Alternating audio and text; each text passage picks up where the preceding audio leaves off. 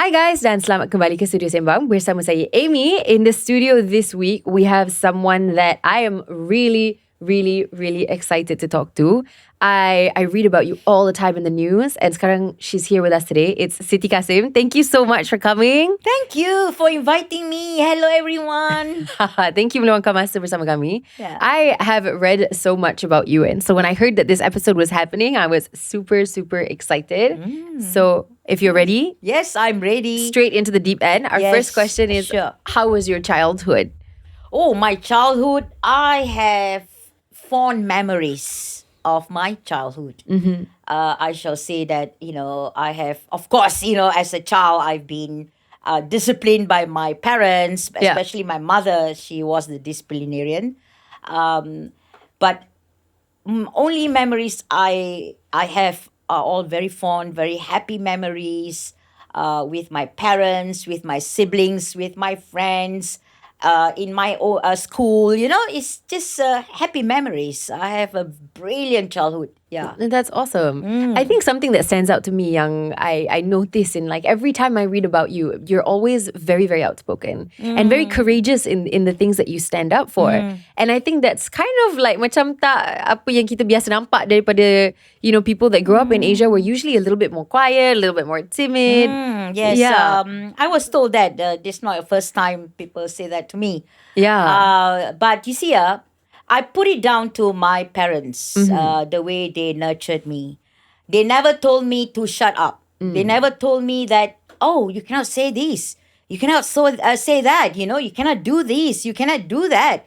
I've never had that from my parents nor my school teachers. My school teachers always encouraging us to do better, and especially in extracurricular activities. When I was growing up, I can't remember my parents say, don't go to the Chinese, friend's house for Chinese New Year or Christmas because it's haram, because it's not halal what they are serving. Never. I have not heard anything from my parents. And that doesn't mean my parents are not, faithful Muslims. But, we have neighbors, Chinese neighbors. Never. I've never heard one word from my parents to say, oh, China to whatever. Okay, never say anything, one word bad about any other people, Malay ka, Chinese ka, Indian ka. Never. I've never heard this. So I grew up, loving everybody, believing everybody. So and I grew up confidently, and that's why. In my school as well, they encourage students, to be innovative, creative. As I've told you just now, I actually wrote a drama and then directed it as well as acting in it. That's incredible. Yes, for a school competition amongst schools in Malacca. And that was solely left to me by my teacher. Yeah. And so when I need help, for example, I did a wedding scene, okay? So in my kampong, there is a kampong kompang. Kompang, they teach kompang. Yeah. In my kampong, I go there and actually recorded the kompang, okay, for the wedding scene I'm making. That's awesome. Yeah, and all these people are very welcoming, they don't ask me, where's your tudung, no, they never asked me that. So yeah, they just say, oh, okay, sure, they let me. And of course the Kompang people are Melayu guru and all Malays, learning how to play Kompang in my kampung. And they allow me to record them. So I used that recording for the wedding scene in my drama. Okay? Wow. So and ustazah at that time, my ustazah, the sekolah, our class agama ustazah, I asked her, I said, cikgu, boleh tak tolong, kita orang tak panggil ustazah or anything, just cikgu, boleh tak tolong buat bunga, the tepak sirih for pengantin. Oh yeah. Hantaran. Yeah. She did it for me. Okay. Wow. So there is no kind of barriers or issues during me growing up. I never felt what is happening right now amongst you youngsters. that's why I just cannot accept. And I think that, but I've always been a strong person. I think this is something born with me. It's not something I develop or inherit. To be brave, to speak up from small. I have always been the rebellious, the rebeller in my family. Okay, memang I kuat menjawab. Orang tua cakap menjawab kan. Yeah. Sampai my mom pun kadang-kadang tak boleh tahan with me because kuat menjawab. But that's my character. Yeah. I've always been somebody who question everything. I do not merely accept. So I think my elder sister realized, because she is very educated, and she actually said to my mother, I remember this, she said to my mother that, well, they call me different name in my family, so, but I'm not going to tell out to the public. Okay. So they said, she said to her, she's the type, you must explain. You must explain why. And, why you are doing this and what you're doing. Then, only when they do that, my mom start to explain and tell me why it is, why she's not happy with me about something. Then I understand, I listen. So if you just impose on me and it doesn't make sense, I will rebel. So that's me. By nature, I am a rebellious person. I will not merely accept whatever people tell me. Yeah, so either you're born with it or you're not. But you can also develop that skill, I suppose, once you know your rights. Yeah. Yeah, so that's why. I want to kind of pick your brain on this. I think we're always taught kan dekat Malaysia is that like you shouldn't talk back to parents, or you shouldn't question, because the parents are like the ultimate authority. Apa yang diorang suruh tu kita sepatutnya ikut. And this is taught to us that this is how we hormat our parents. Yes. And asking questions and stuff like that sometimes can be frowned upon. Do you think it's really important actually Yes. that young people sebenarnya tanya soalan? Is it important? Very important. Yeah. Very important. If your parents, for example, I'm a parent myself, honestly, I can understand what my parents went through with me, because I have a very strong, independent daughter. She's very strong-minded. She will always not agree with me. And of course, being a mother, I felt that my power has been breached by this girl, who came out from me. So, naturally I will get upset, So, but I think both of us have learned that, both of us, together with her, she is grown up now. She's 35 years old. And as I get older, I understand that I cannot impose, on anyone, even though she is my daughter, my views that, it's not necessary your views is the only correct one. There will be other views. And I think this is why it's important to accept views, but not to become, like a lot of them are. And sorry to say, these are Malays lah. They like to attack you, personal attack. Yeah. So, yeah, it's important to respect your parents, okay? But you do not actually follow them blindly. Also, yeah, you do not actually just blindly follow whatever your parents say. You must check it out yourself, whether you need to follow whatever they say is right or not. Even if they are wrong, this is my advice to young people. Even if your parents are wrong, and you know they are wrong, but being parents, they will always want to know they are right, okay? So just leave them. Don't argue.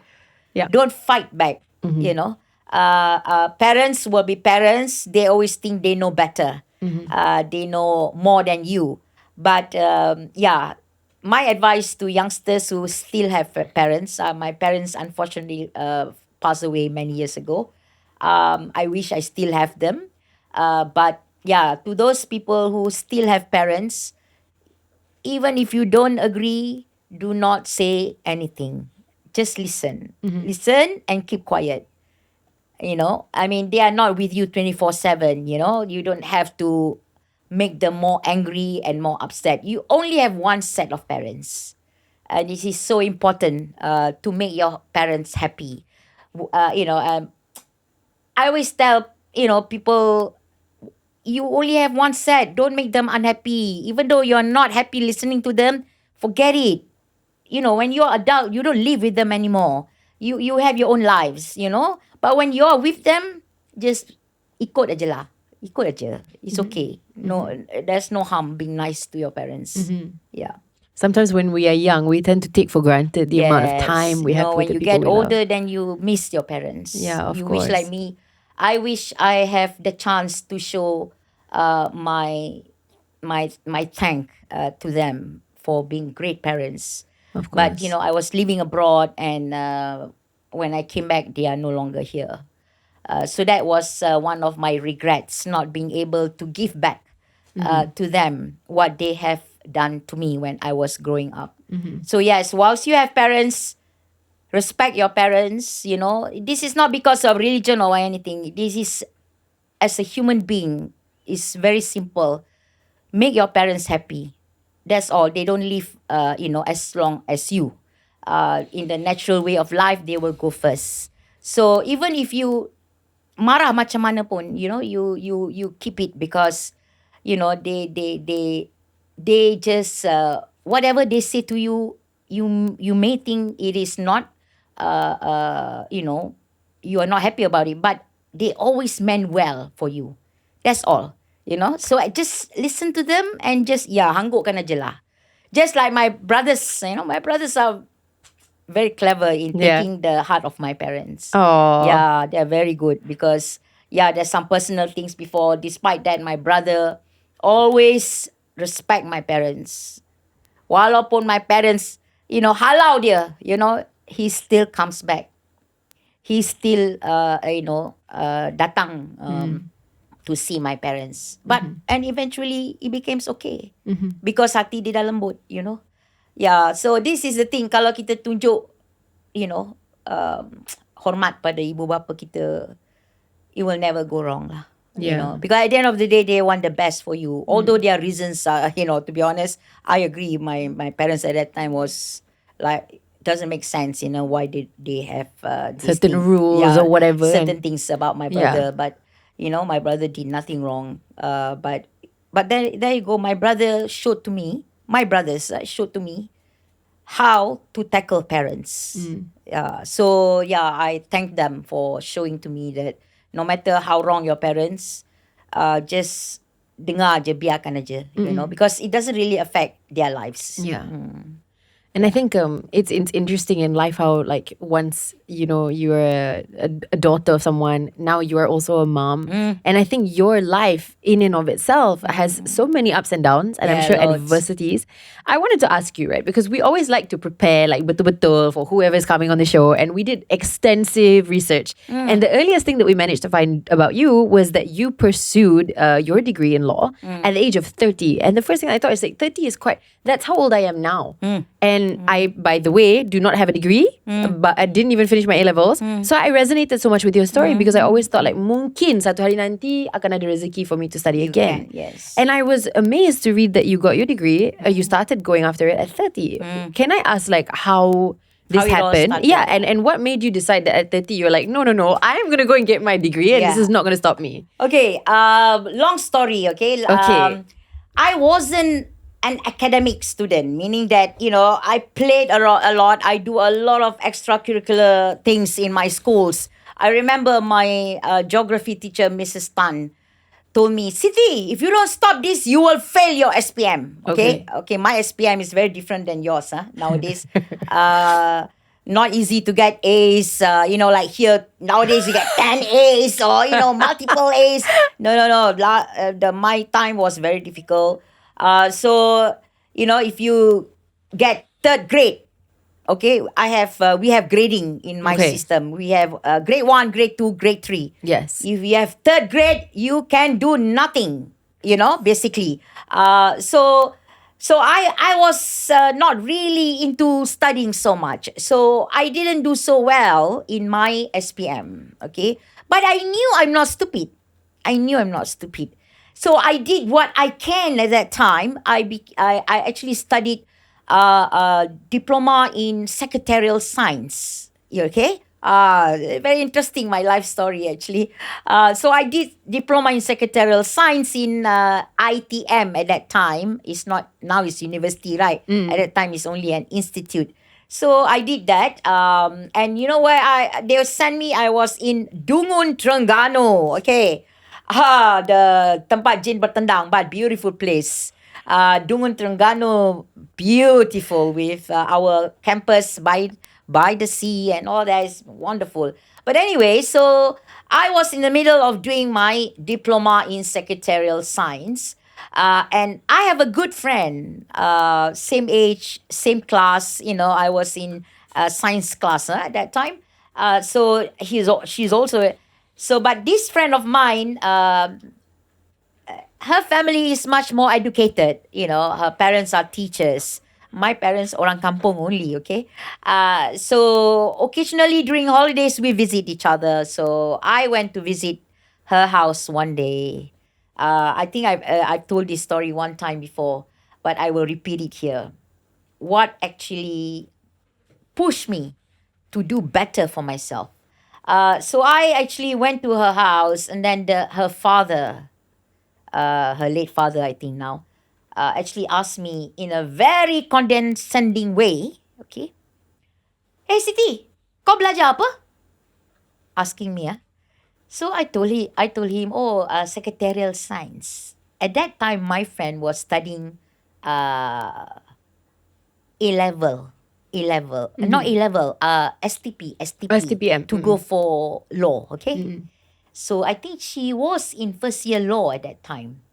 And then, and the way he said it, "Elah, secretarial science." Typical orang Melaka kan. Elah, kau tengok dah Lily. Oh, dia nak jadi lawyer tau. Like that. He said that. What a thing I tell to you, say. I was about 19, maybe below 20 lah. I was so heartbroken, so sad, I remember I ran to the road, rumah dia tepi sawah. I ran to the road waiting for the bus to go home. I was so upset. How can this old man, belittling me? And then my friend came to me and said, "Oh, please, ignore my father. He's like that." So yeah, that actually remains in my heart, for a long, long time. So life goes on. My friend went and do his her A-level degree law in I went. I finished my the stenographer ni. I worked for a while. Then I got married and I followed my husband to UK. So when I was in UK, that's where my opportunity rise, where I managed to overcome not having STP or A-level to do my law degree in the best, university In the world. Okay. So yeah, that is, I think God is helping me to say that, Siti, you will get your way. You will get back what that old man said. And I did. After I was called to the bar in England, I went and visit them at home.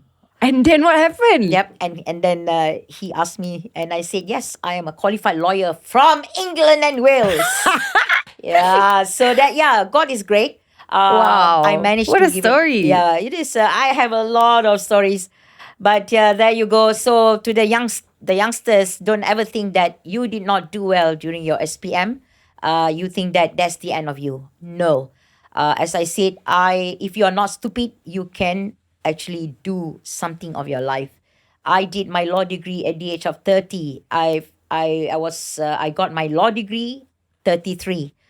I took a year out because I have no money to do the bar.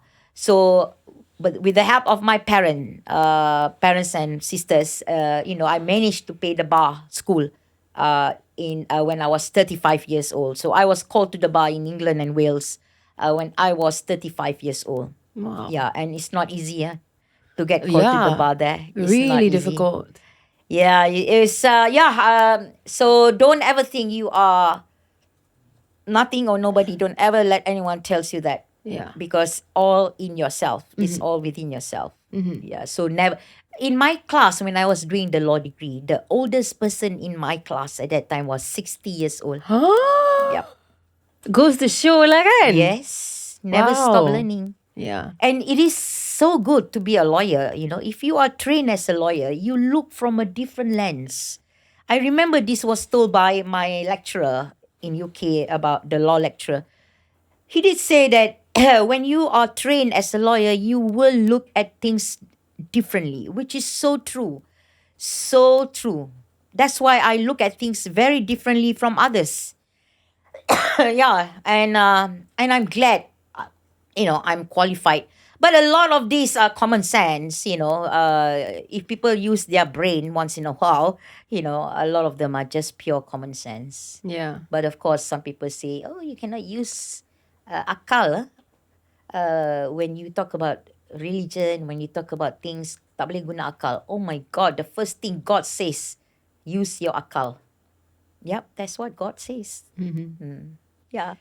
more of a subjective thing than it should be, actually, right? Using your akal. Sometimes everybody's using their akal, but we just don't see No, eye I to think eye. we are born with an inherent common sense, right and wrong. Oh, that definitely. Exactly. So that's what I mean. Yeah. Yeah. Of course, nobody will say that to kill someone is you guna akal. No, of oh, course. it's my right. No, it's Definitely. not. Like people Definitely. say, free sex. What do you mean by free sex? You go and have sex by the roadside? Of course. Even the Western people don't accept that. There are laws against that. So that is what I mean as what is guna akal, meaning that to be respectful to others, it is inherent in us to accept that as right. That's the truth. You respect others, that as long they do no harm to others, why should you disturb their lives? That is common sense. I agree. I don't. They don't disturb my life. I don't disturb their lives. Why should they interfere in my life, and why should I interfere into their lives when there is no harm done to others? Meaning that their property or their person. So that is the inherent. It's not subjective in the sense. Yes, can be subjective, but the universal understanding of right and wrong, I think that is accepted. Yeah. Yeah. No, I completely agree. Completely agree.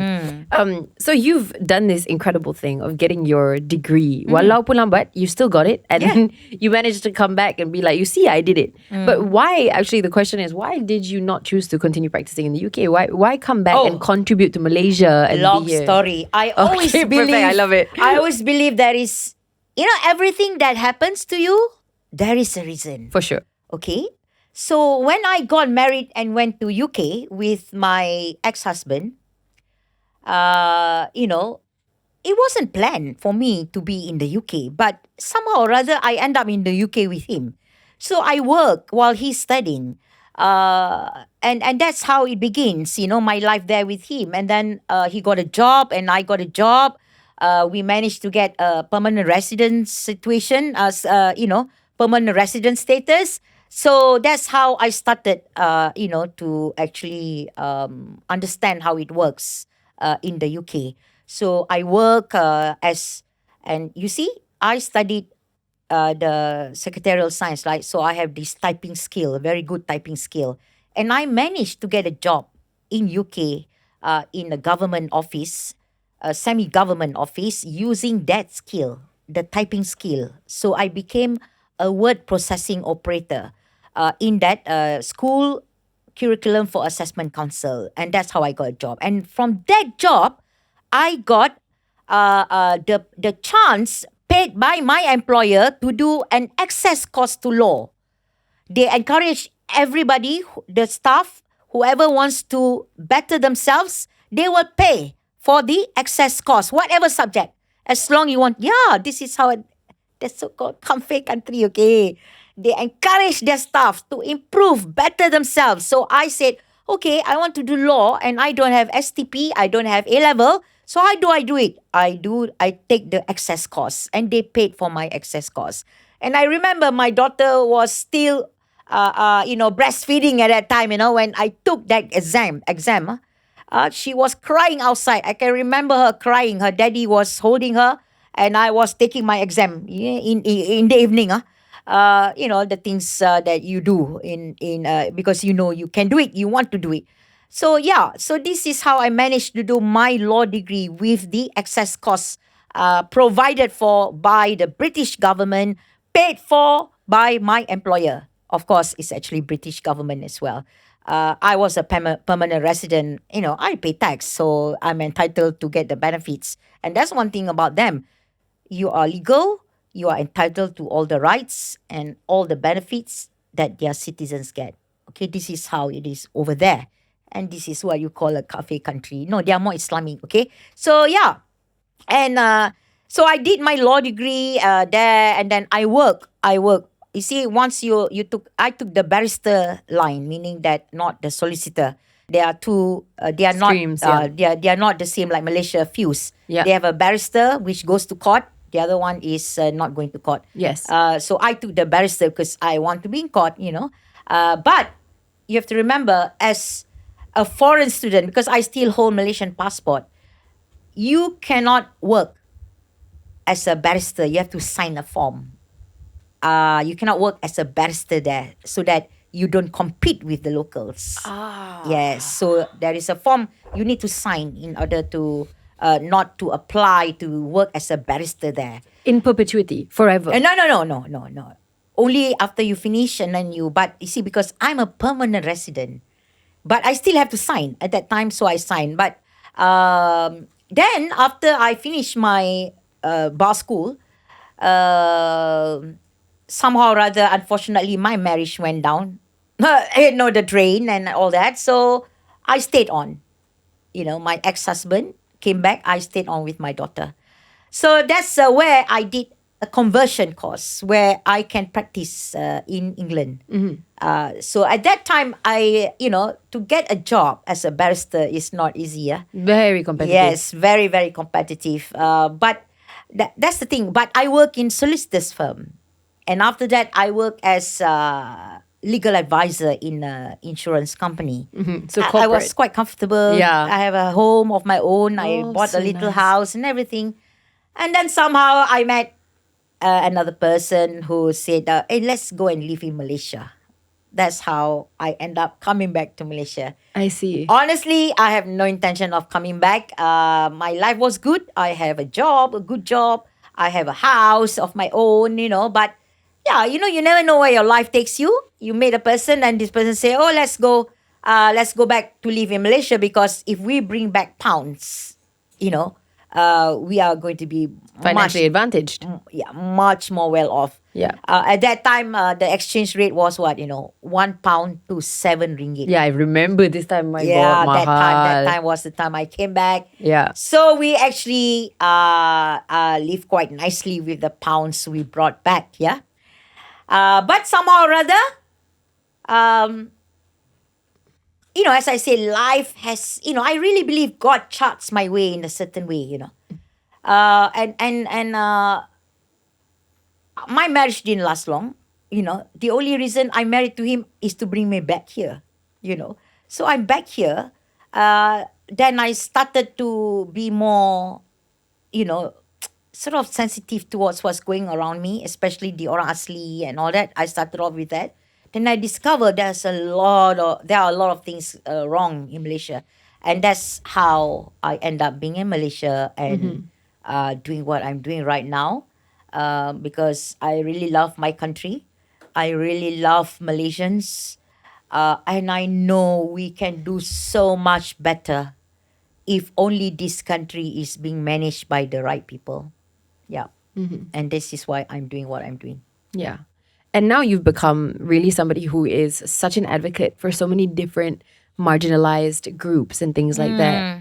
I don't know about that, but I do speak up about things which I see is wrong, Yeah. I just feel it's wrong. And why aren't these people trying to make it right? Because it can be right, with a stroke of pen by our politicians. But why are they not doing this? This is why I keep asking myself. Mm-hmm. Yeah. I wanted to ask, was there any specific case at the beginning when you first came back to Malaysia that really changed the way that you viewed the justice system in Malaysia and made you so impassioned to be an advocate until now? Yes. Okay, I have no knowledge about the orang asli. Okay, that's then when I got involved with the Human Rights Committee under the Bar Council, then I start visiting the orang asli, and I start to get to know them. I start to understand their problems, their issues. Then I noticed the orang asli at that time were so disempowered. They are so scared. By authorities, because this is what they have done to put fear into all the orang asli, not to go against the authorities. And then I realized that, if only they know their rights, then they will be brave enough to stand up. And as you see now, they do. They are more brave, and they are standing up for themselves. Yeah, which is good. When I first went into the village, the orang asli village, wow, the amount of lies being thrown to me as a lawyer who wants to give rights, knowledge to the orang asli. They say we are musuh, we are the enemy. We are trying to come in and get their land, This is the rubbish they tell the orang asli. So the orang asli are scared. They don't allow us to come in. But eventually, of course, once they see what we did was genuine and true, so they begin to accept us. And with the LGBT community, why I speak up for them. So I went to a hairdresser, I remember this. So one of them, she's a maknya, okay? She has this very beautiful long hair. Okay, that's how I get to know about how the police or anyone treat them like shit, basically. So, and then the next time I saw her, she got her hair all, like army crew cut. Totally lost her beautiful long hair. And I asked, why? What happened to you? So she described to me what happened. She was sitting at the bus stop. The police stopped her. Okay, and just because she's a maknya, took her into the police station. And then just shave her hair off because her IC said she's a male, and of course, I don't know whether you want to put this in public, but it's a fact, the manya told me that if they want to get out, they have to give sexual favors. It's not just the police, even the so-called religious people. Yeah. You ask the maknya lah, you will hear a lot of story. They say they can actually bring down the so-called priests, the ustaz yang kerja dekat so-called majlis agama. Yeah, just they do. I told them to come out and tell, but they are still the type who do not want to jahanamkan periuk nasi orang.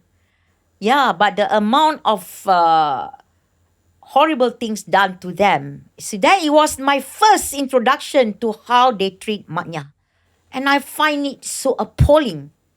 Then I get to know more and more. I get to join more of the community. And I start to understand the fight they are going through. Religion is a really, really sensitive topic. But of course, the non-Malays are getting more angrier each time, and they will say, oh, is this Islam? I'm glad I'm not a Muslim. I'm glad I'm not born a Muslim.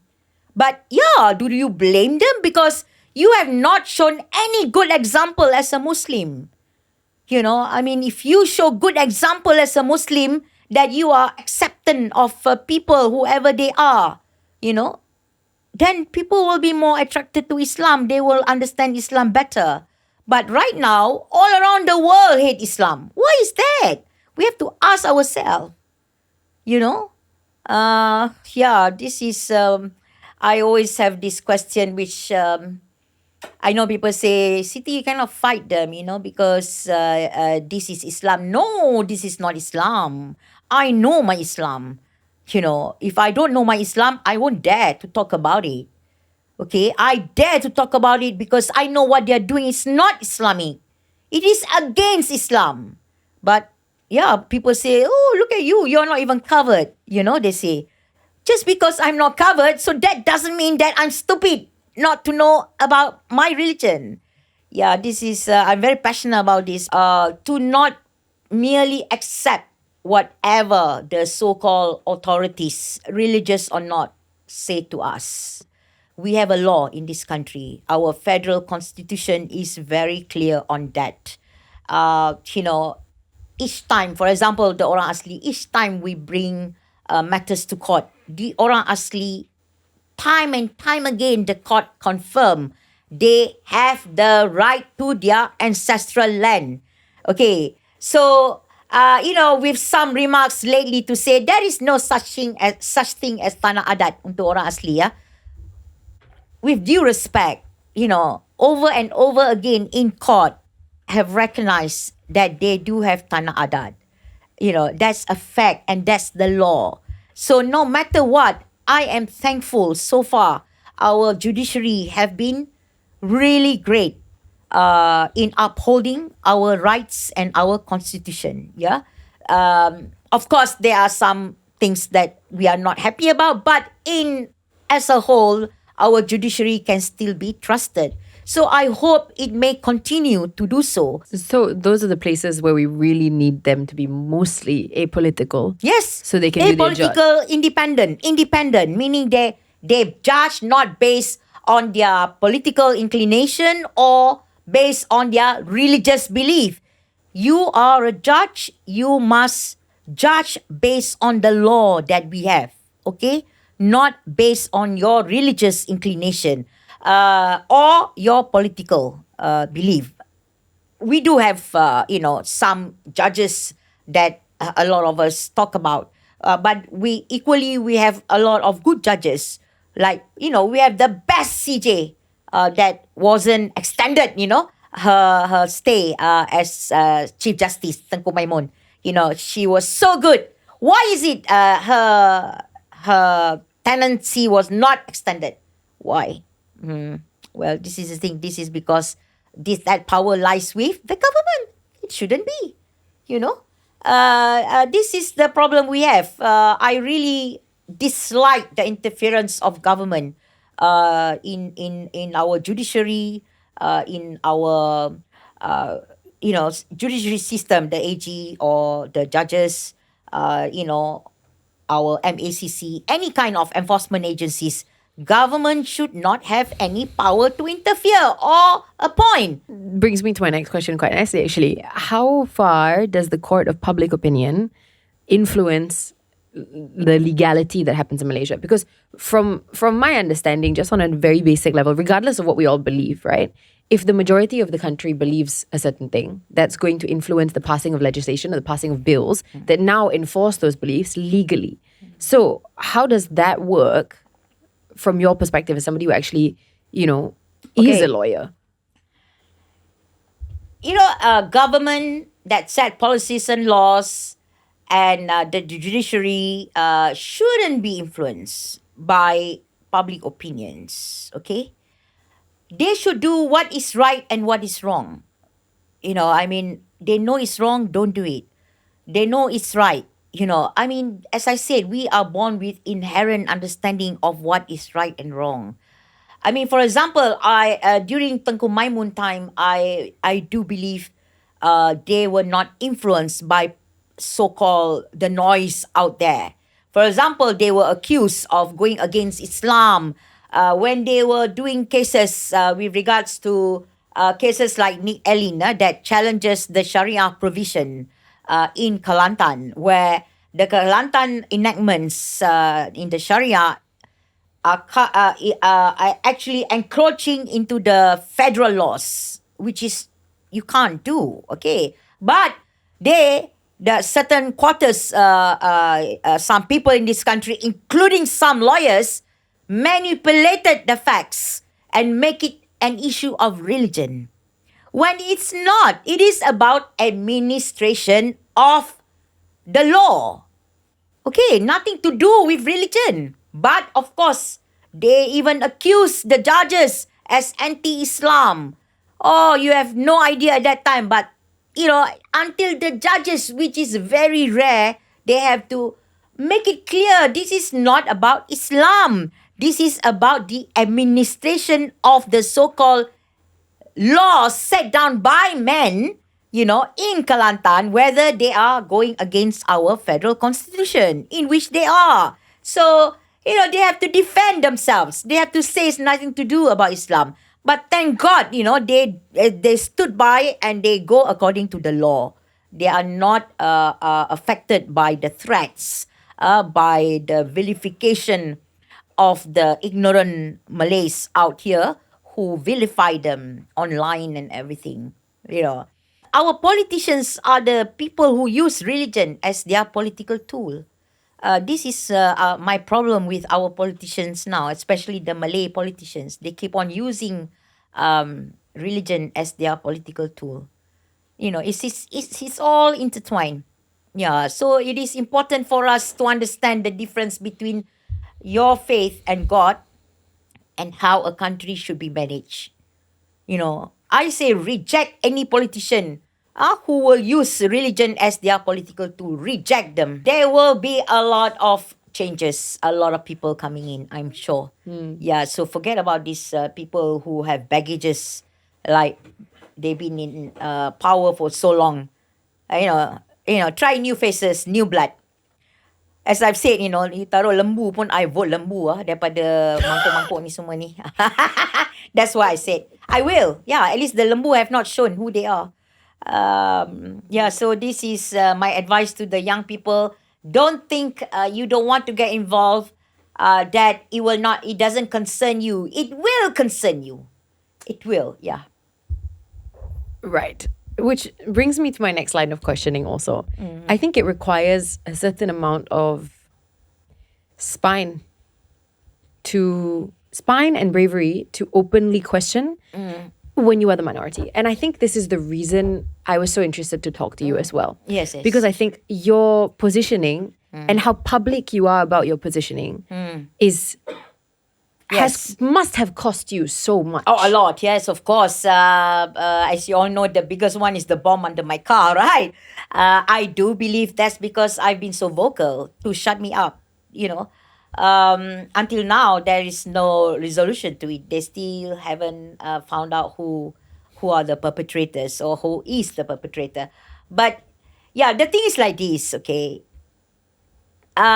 You do not need to be like me, okay? Because we are all different.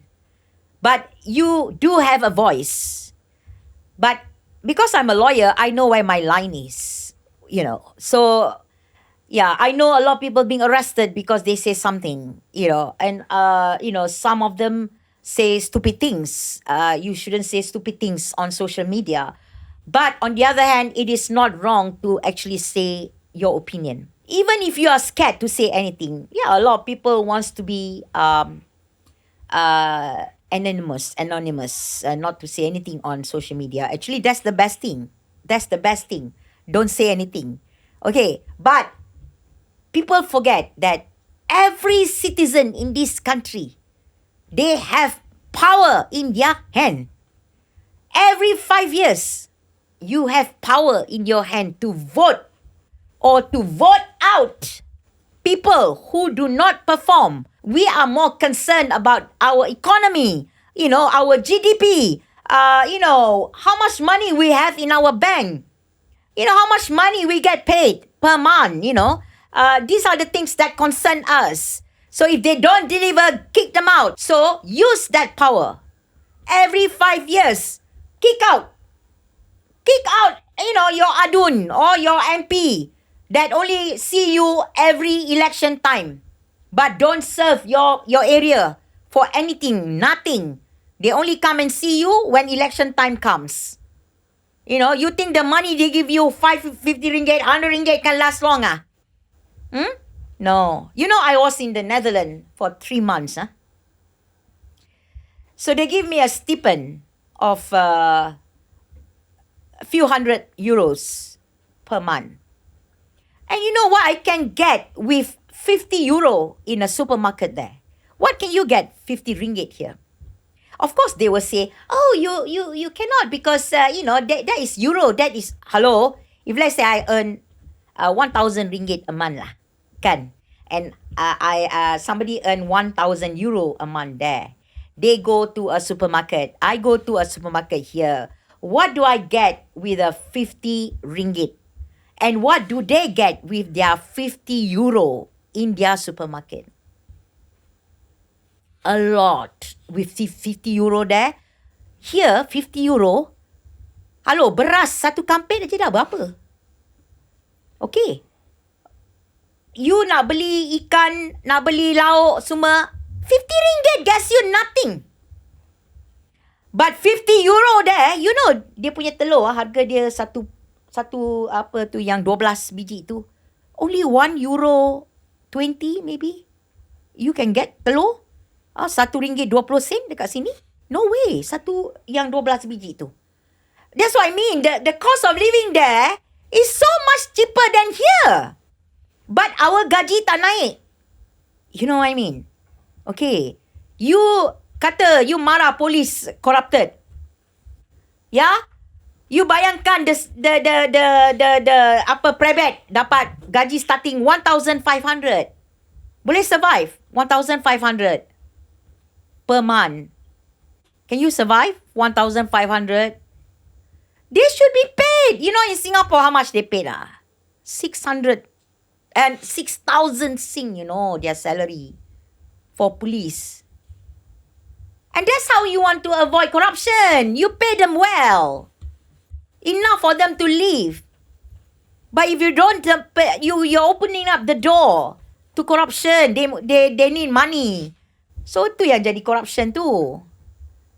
You know, I'm not justifying their being corrupt, but how can you live on 1,500 ringgit in Kuala Lumpur? Yeah, so this is the problem, you know, that's why I said, you do not have to be loud like me or, you know, I'm not brave. What people may think, people say I'm brave. No, I'm not brave. No.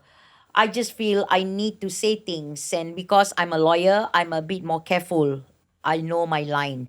But if you are not, you do not need to be so vocal. Use your power. Every 5 years we vote. That is why we are a democratic country.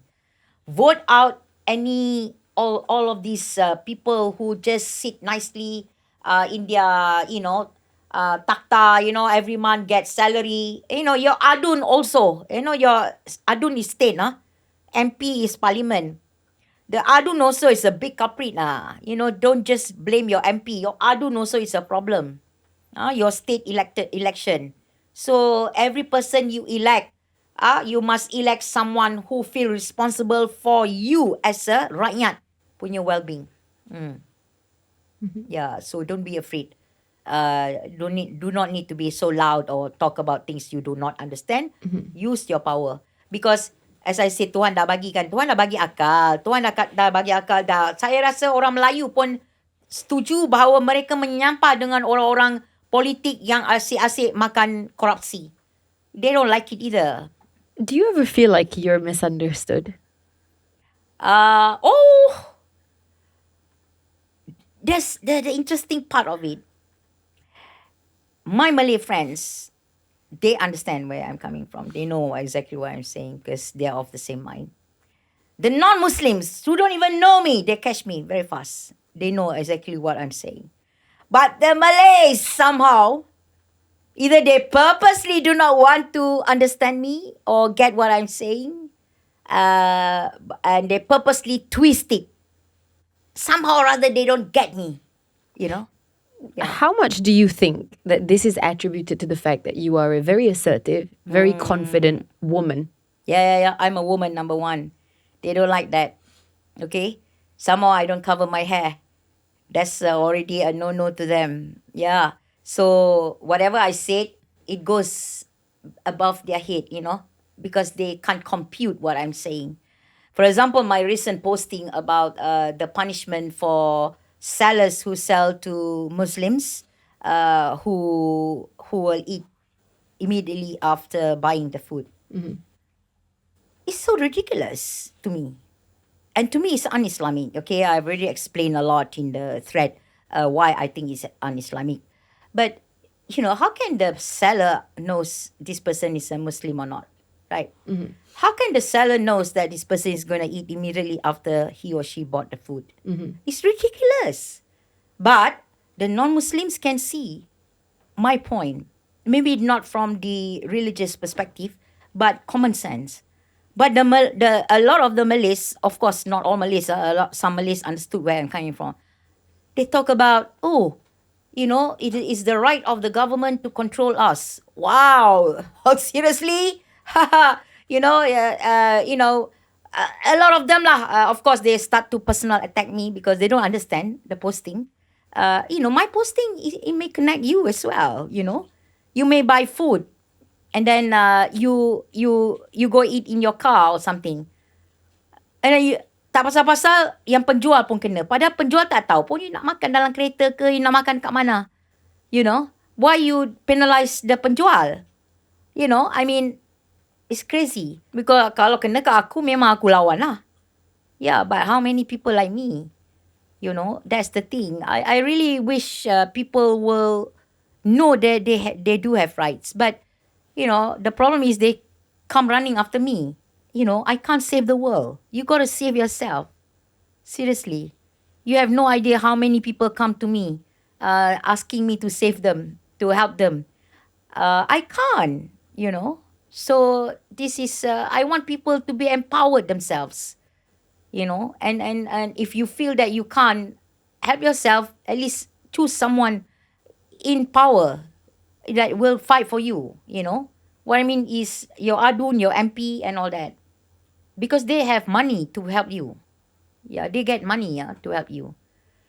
Yeah, so I have a bit of a personal question for you. I think you're obviously a woman who has such strong convictions, and it's a really beautiful thing to see, in my opinion. I'm like, yes, I think we should all be like this. We should all have an opinion because you should have an opinion. Whatever your opinion is, you need to have one. You need to have one. But I think that also women specifically who have really strong convictions and really strong opinions always pay the highest price in society. I think if a man has a strong conviction, it is always tolerated. And women who have really strong convictions always pay a stronger personal price. Whether that is like in your personal relationships, whether that's public facing with people on social media, it must be incredibly challenging. And I think that is why your path in life is so lonely. Because no, I'm not lonely. I mean, meaning, not a lot of people choose to be like you because of this price that you have to pay. Actually, the price I have to pay. What is the price I have to pay? Bomb under the car. I mean, like a lot of people don't want to pay that price. You know what I mean? Car. Like true. Yeah. Yes. How many people can take that? Yes. I have a very simple sort of think about life lah. Very simple. To say I lead a lonely life, no. Honestly, I love my own company. I do. I love my own company. I love doing my own things. But I also have friends, honestly. I have good friends like Regina here. I have good friends like Corinne Lee. I have good friends, like many others. Malays, Indians, Chinese. They are wonderful friends to me.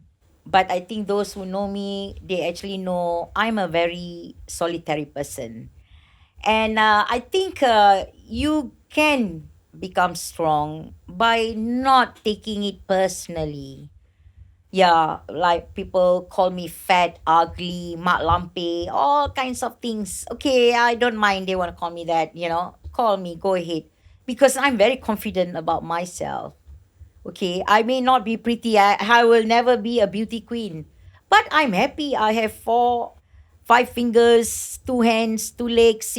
God give me all these things that, which I'm not lacking of. But most especially, I have brains, which I'm very thankful. So, I think if you are happy within yourself, if you find peace in yourself, meaning you appreciate your own self, nothing people say or do will affect you. Unless I do take offense, people, not offense to be honest, because what they say is dangerous for me. For example, I am enemy of Islam. Because you see, when they give that kind of impression that I am enemy of Islam, that brings danger to me. anyone who calls me and you can't prove, you just wait. I am suing each one of you. Yeah. So this is the thing. When people, say anything bad about you, if you're not, why are you taking offense? I mean, why are you upset about it? Because, what they say is not true. They just want to get you. They just want to upset you, you know. So don't even entertain people like that. Not worth your time. Of course, I read them. What I do, I just block them. Block them, that's it. Hide them. I don't want to waste my time. But sometimes I like to play lah. I just say that you, you think you, like say, oh, semoga Siti mendapat hidayah dari Allah. This kind of comment. How to reply? Oh, for me, just simple aja. Oh, semoga, usually when you reply, the name comes out, right? Yeah. Semoga kamu mendapat hidayah dari Allah. Don't worry about me, okay? I answer my own. So I just like that lah. Or if I want to be nasty, I just say, oh, I do believe the subject matter that we are discussing right now is way above your comprehension. Things like that. So I will say things that will, like make them feel stupid lah. But most of the time I don't respond. It is waste of your time. Ignore. Just block. But if it's threatening, if it's calling you murtad, yes, calling you murtad, I report. I will take action. Because you see the consequences of that if you don't react. React in a sense, do not need to go into argument online because no point.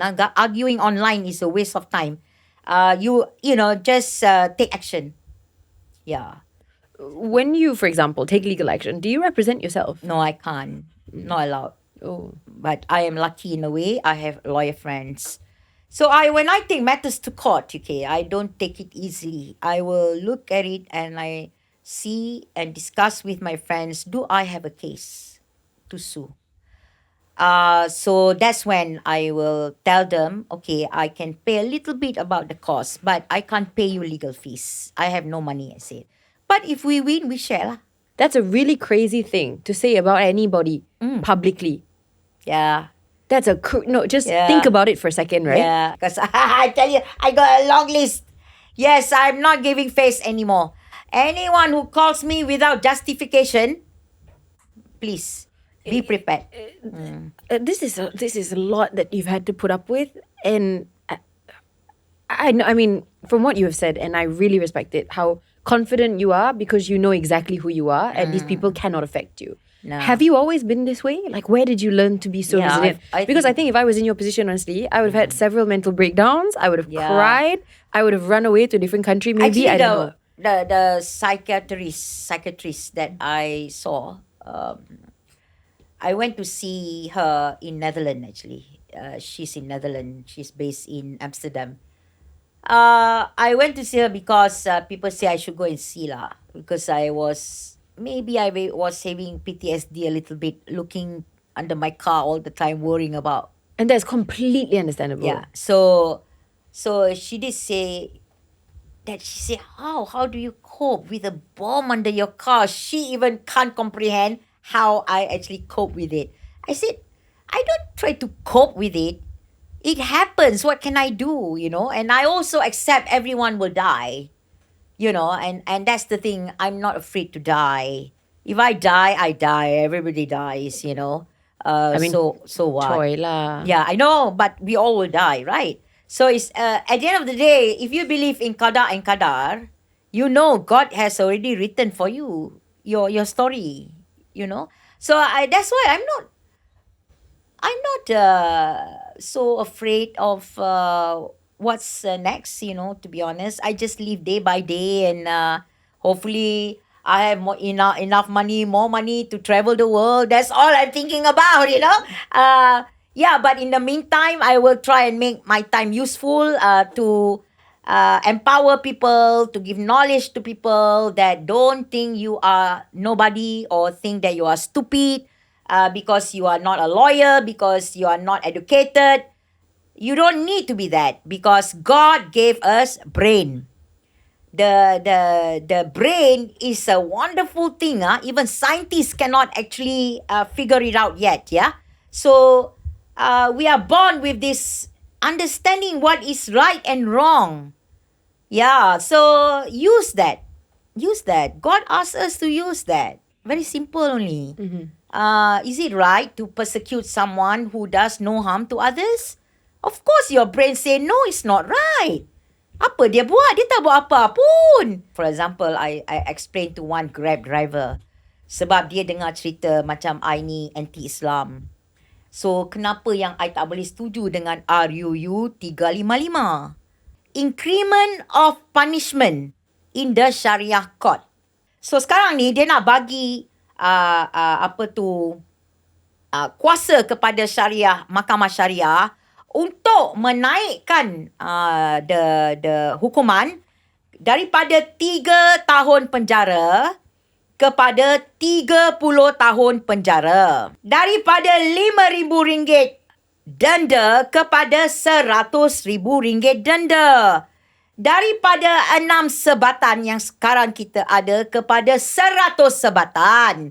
Now let me ask you, I nak tanya orang Melayu lah. Orang Melayu tahukah apakah kesalahan-kesalahan di bawah syariah? Bukannya jenayah, bukannya mencuri, bukannya merompak, bukannya membunuh, bukannya merogol.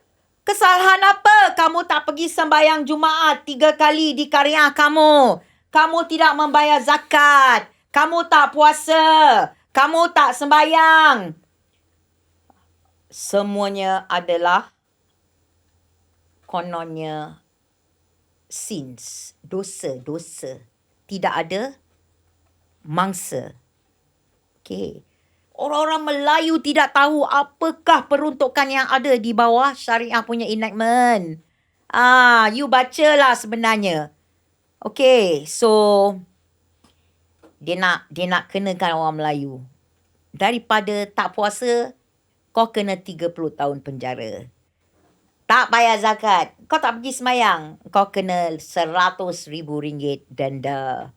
Kau boleh kena 100 sebatan. Bukannya dan atau. Maksudnya, ketiga-tiga ni dia boleh kenakan pada kau sebagai seorang Islam di Malaysia ini. Dan setiap negeri lain dia punya tu enactment dia. Tahu tak? Ramai orang Melayu tak tahu sebenarnya apa yang menunggu mereka sekiranya mereka memberi mereka peluang. And this is why I am against it. Negara kita sebenarnya sekular. In a way hybrid lah. Sedikit tentang syariah tetapi tidak banyak. Kebanyakan di bawah civil. So this is why I said, people don't understand the whole thing about what's going on in Malaysia. You are shocked now listening to what I just told you, right?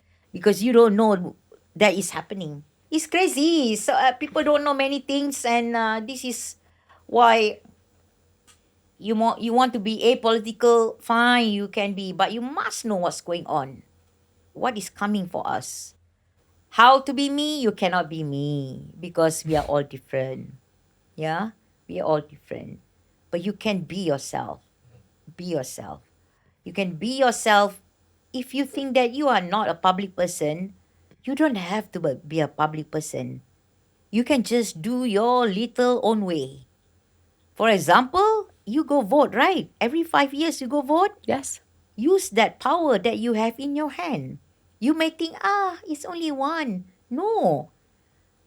Your one will probably mean a lot, Because, you see, if everyone thinks like you that, no need lah, I don't want to go vote lah because, it's only one.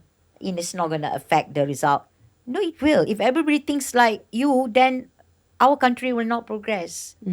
So I would urge in the coming GE16, go out and vote. Will you be running? There is a good chance I'm going to run, yes. Because interesting. I do believe that the only way to change this country is the top down, not down up. No. Yes. So that's what I believe, and I will try my best to help. But if people still cannot see, then I tried. At least when God asked me, Siti, did you do anything to help? I say, God, I've tried, but people do not want to listen. So don't blame me. I've tried my best. At least I can answer, what I've done in this world. Yeah. So, yeah, there is a likelihood I will run. Yeah. Don't know where yet. Okay. Well, let us know. Yes, of course. Yeah. I just hope the youngsters wake up. But I hope they will also be guided by God lah, Actually, God will guide people who He wants to guide. That is the truth. So, yeah, because we are fighting for you all. For the youngs, for your future. We are old. Our life is not so long anymore here, but your life is longer. So what we are doing is for you. If you can't see it, well, so sad lah for you all, For us, we can leave the country or things like that, we are not going to be living here in this world for long, but it's for you all, the youngsters. You do not allow people to take over your life. This is something you all must realize, that your life is your own destiny. Okay? On that note, we're almost at the end. We just have a rapid fire to get through. Yeah. So these are the questions. And our rapid fire today is in partnership with TAG Heuer and in conjunction with International Women's Day as well. So it'll be really interesting. It's a rapid fire, but if you want to take your time, you're more than welcome to. Are you ready? Our first question is, do you think young women today are braver or just louder? Both. I think they are louder and braver as well. I think thanks to social media. And thanks to people like you who paved the way. Hopefully, I am they look at me and they feel empowered. I hope so. But I also know some don't like me. As I said, if you don't like me, it's mind over matter, right? I don't mind, but you also don't matter to me. So yeah. So it's very. I love the T-shirt. Yeah, I Baru Prasa is brilliant. If you have an extra one, please let me know. I would love. I will a t-shirt. Sell it. Yeah. Please. I've been using a lot of T-shirts, which people say, Siti, where do you get it? Actually, most of the time I got it from human rights events. All these events, they sell T-shirts and things like that. So all my T-shirts have some words, that like freedom to dignity, freedom to conscience, freedom to dissent, stuff like that. So I love those kind of T-shirts that give out a message. It's brilliant. Yeah. It does the talking for you as well, right? Yeah, that's true. Okay, next one. Should women aim to be, what a question. Should women aim to be liked or respected? No, you don't have to be liked. You don't have to be respected. Just be yourself. Just be yourself. You don't have to be either. You don't have to be either. You don't have to conform to what people want you to be. You just be yourself. The most important is that you like yourself. Okay? Yeah, so that's my message to women. You don't have to impress or you don't have to do anything that people want you to be. You just be yourself. That is a better answer than I was even expecting. That's brilliant. Okay. Yeah. What advice would you give to a woman who is capable but afraid of backlash? Well, this is life, isn't it? If you are capable, you will do what you are capable to do. Backlash will come, whether you are right or whether you are wrong. You can never please the people. This is how world works. There is the left side, there is the right side. It doesn't mean both sides are wrong or right. As I said again, just be yourself. Do not worry about what people think of you or the backlash. Because those who don't like you or disagree with you, they will, lash against you. They will say anything negative against you. And those people who agree or like you, they will then say positive things. This is a thing like me, for example. I get a lot of negative and positive things as well. Now, how do I cope, people say? See, this again, the psychologists gave me that separation, how I support myself in a sense, not financially but mentally. I I really am grateful to the positive comments. The positive comments actually gave me and empower me, and I know that I'm doing right. Okay, I ignore the negative ones. Because the negative ones does not make sense. They are just out to put you down, personal attack you. It's not worth considering the negative ones. But there are some negative ones who are not actually negative, but a different perspective. And it's fine to listen to their perspective. Okay, so yeah, if you are capable, you will be able to decipher the negative and the positive. Take the positive. Ignore the negative. Take input from people who gave you things you may not thought of. Yeah, not totally, rubbish it. So, that's how the psychologist told me that I gain my strength from the positive comments and positive people who support me. So that's where my strength comes from. Yeah, people who do, because there will be positive and negative, but you shouldn't be just concentrating on the negative. Always look at the positive. Yeah, so that's how I probably lead my life. Yeah. Um, yeah, it's harder to practice than it is to listen to, kan? Sometimes that's the thing that you have to every day practice. But then again, practice makes perfect. So. Yes. I've been on this for years, right? And I do read the negative, and the negative one that really gets me because they're so stupid. They respond, I just block. Habis itu. I just block them. As simple as that. But you feed on the positive. People, there are many hundreds of people who support, not maybe even thousands, that support what I stand for, and that gives me strength.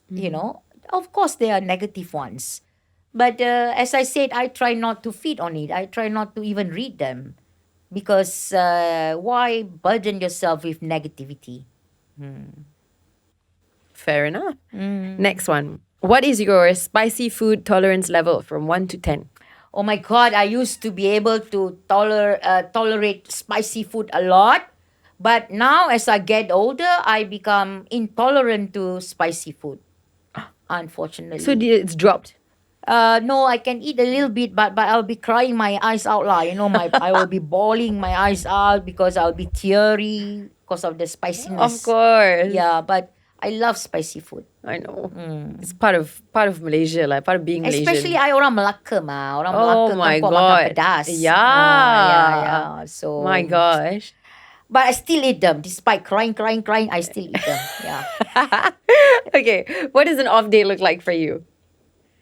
Oh, do nothing. Just catch up with my the messages.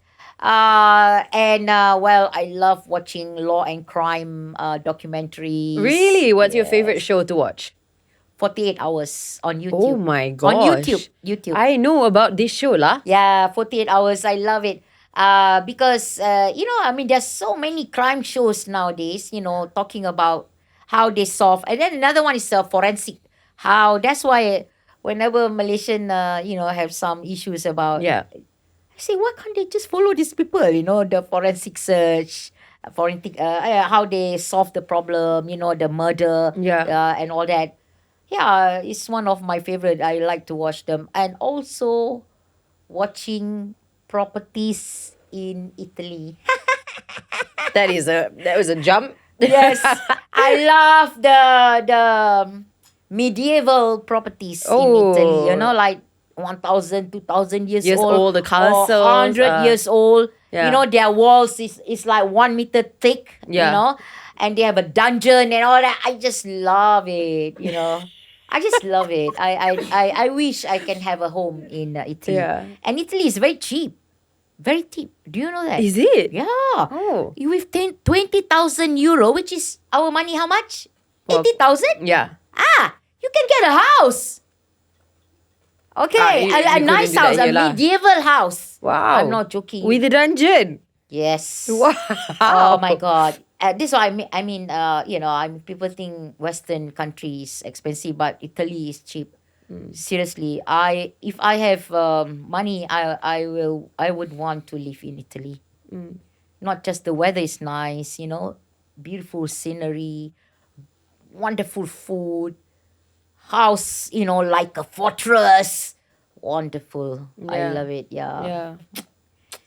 Kita kat Malaysia, rumah kita yang beratus-ratus tahun dia robohkan. Bukannya nak preserve, Yeah. Anyway, there's so much about Malaysia I want to talk about. Yeah, okay, next one. Okay, if you were a color, what color would you be? Oh, I love green actually. Oh. Yeah, the lime green. Oh, I love chartreuse. It's like a neon kind of lime Yes, green. yes, I like that. But of course, lime green I don't think goes with me. But I like Why that not? color. I like that color. So a lot of my clothes are black because it's safe. It makes me look little bit smaller. But also because it's easier for me to go to court. You know, I can wear a black dress and a jacket, and I'm set for court. Yeah. It's the ultimate versatile outfit. Can go anywhere. Exactly. Yeah. Easy peasy. Okay, we've got one last question for you. Maybe it's the deepest question I've asked so far. But do you have one piece of advice or a quote maybe that you live by, and who gave it to you? Yeah, I actually love this quote for a long, long time. I'm not sure who is the creator of this, but some say it's, is it Marilyn Monroe? I don't know, but this quote really, really suits people who tries to be someone else, yeah? Always be a first-class version of yourself instead of a second-class version of someone else. See, I like this quote. I don't know who said this, but I've been giving this to many people who felt that they are not good enough just because they are not rich or pretty as somebody else. Just be who you are. Be a first-class version of yourself. Meaning that whoever you are, be the best of you, and don't try to be someone else if you are not, because you can't, because that person is that person. Don't be a second-class version of someone else, like you not follow trend lah, for example, like people say, that influencer ada bag, yang something lah, whatever lah kan, so in trend now, so I want to get this bag as well because I want to be in trend as the influencer. Don't, rubbish. Why you want to be like that influencer? Be yourself. I carry a bag from post office.